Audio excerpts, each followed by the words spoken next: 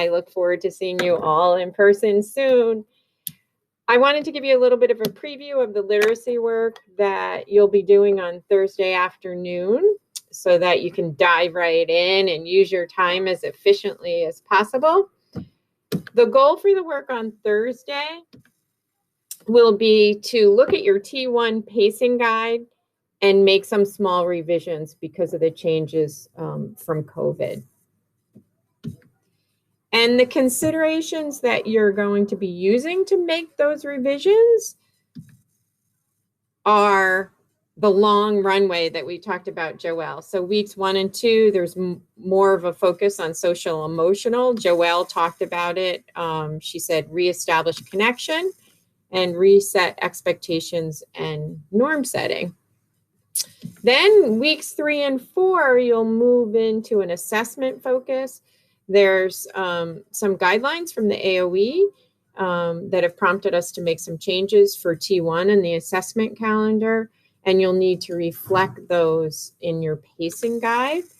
So you're going to be spending that time getting to know your students as learners, and the assessments, the specific assessments that you'll use to do that, you'll see on this revised assessment calendar that's in a grade level folder that I've set up for your work on Thursday.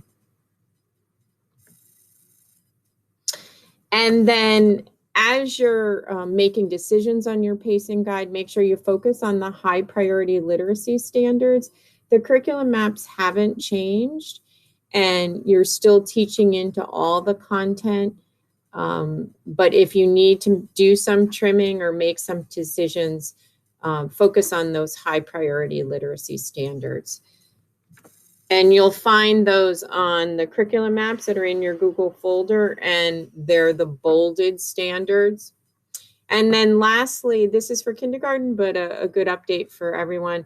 Kindergarten's changing the stacked maps for writing.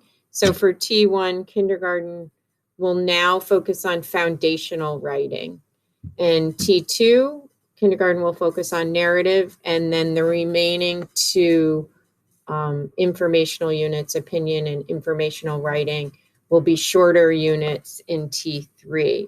So they'll have that additional work of reflecting their pacing guides, reflecting that change in their pacing guides.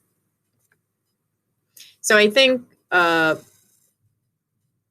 an order that will be helpful for you will be, as you approach this work, is to review the priority standards for T1,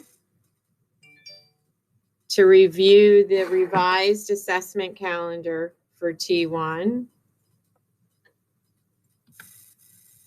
and then lastly, to make the revisions on the pacing guide. And in your Google folder, I've made a copy of your pacing guide that's titled COVID Pacing Guide. So make your changes on that pacing guide.